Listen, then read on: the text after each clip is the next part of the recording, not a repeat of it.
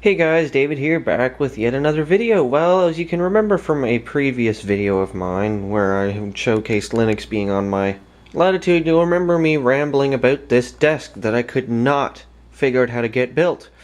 Well, this weekend, I believe it would have been Saturday, a friend of mine, not Sunday, sorry, so just yesterday, a friend of mine helped me figure this desk out, and we had actually cut into the fact that there were some pieces missing, and he did a better job at figuring this thing out than I did. There are some clips missing, and the type of clip is actually the one you would, these style clips where it clips on and then you would rotate it, and as you can see they're missing a couple here, but he said that he would come back with some L brackets and a drill to actually screw them in, because with this type of press board, also known as fiber board, you will want to drill a pilot hole first before you actually put a screw in, because otherwise it is going to screw things up quite rapidly. Of course, here on the left side you'll see these, right side sorry, these two little shelves.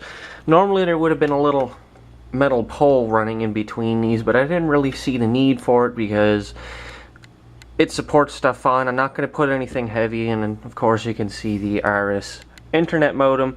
These things are a fucking pile of shit. I don't know what its problem is, but it has a common tendency of kicking both the laptop and the desktop off of the network, or the internet, sorry. It'll have local network access, but all of a sudden I'll be in the middle of doing something, and it's like, no, you don't get any fucking internet, because fuck you.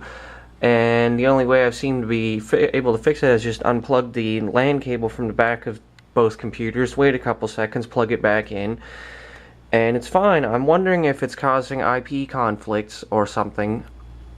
Internet companies tend to think that everybody wants these crappy combos. If I was to get internet from this company, which is Eastlink, I would much prefer to have just the Arris modem, because they do make little modems that, you know, you just put your internet, your coax cable onto it, and then your LAN cable, and then you would use a regular router. But apparently these are capable of running in bridge mode, but the only routers I have are these two, which is both are Linksys. One is a WRK54G, which I believe is actually, yes, it's this one here.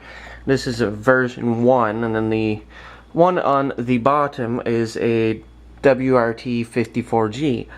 The difference between the two of these is the WRK will not run DDWRT because they use Marvel chips, and the WRT54G will. Both of them are only 100 megabit a second internet, and you can see you have LAN and WAN and your 4 LAN ports. The bottom one has 2 antennas and 12 volt DC power jack. I would actually like to experiment with DDWRT on one of them, and the reason I don't really want to use one of these in bridge mode is because I figure I'll end up actually cutting the bandwidth in half, since we have a 120 down and I believe 20 up. I can't remember if that's exactly what the package is, but it's pretty fast. But yes, the desk is built, so you got shelves here, and then, you know, of course you had this pretty solid top for being something that's made out of press board. You can actually see a couple spots where I tried just using regular wood screws to hold the pieces in, and that didn't work very good. Instead the screws just tore out and all that fun stuff, and I'm ended up just like sanding this off and maybe filling it in with something so those aren't there anymore. On the left side we've got the tower sitting on one of the pieces that actually, the boards that hold up the top half of the desk sit on, and I figured that'd be a perfect spot for the Dell. It's pretty sturdy, it's not going to go anywhere, and this table wobbles less than the white fold-up table I had been using previously. And there are some other bits here. There would have been a keyboard tray for this desk and all that fun stuff, but I don't really bother with keyboard trays because I find they're a bit of a hassle. I prefer having the keyboard mouse on top, and I actually have to use a mouse pad on this desk because for whatever reason without it, the mouse moves all sorts of funny ways, as you can see here. I don't know. Yeah, see, it'll be fine, then it'll just go whack. So in order for me to properly use a mouse, I have to have the mouse pad. And then of course on the right side we have the Latitude E6400, which was my daily slash main computer until I got the Optiplex. And you'll also notice this rather large houseplant. I could not tell you what kind of houseplant it is. All I know is I actually kind of like having it next to me. I feel it kind of adds a little more life. And then you see the yellow internet cord running in and around to the Arris router slash modem to provide the laptop with a LAN connection. The desktop is on LAN.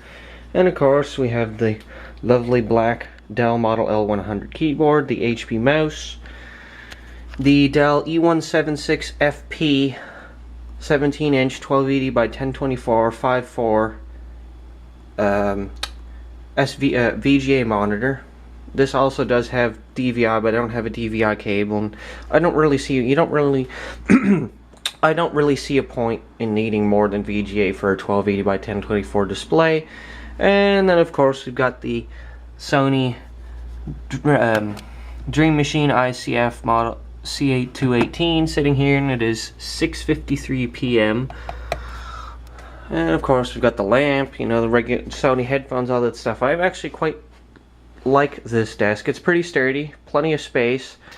If I was to put two 1080p monitors, I would probably have to move the lamp and laptop off, as I don't think there would be enough, there definitely would not be enough space to fit two 1080p widescreen displays.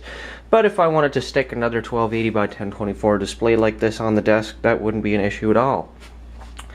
Anyways, that's all for now.